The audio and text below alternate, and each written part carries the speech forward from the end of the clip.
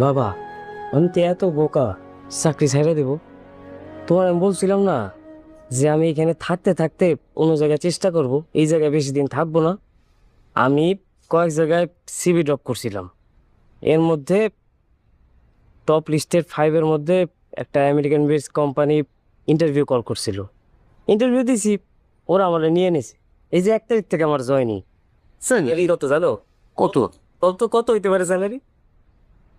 ফাইজলামি করিস না, সত্য সত্য কথা বল। সত্যি বলতেছি, ডলারে স্যালারি $1200। $1200 তার মানে তো $1.5 লাখ কাছাকাছি।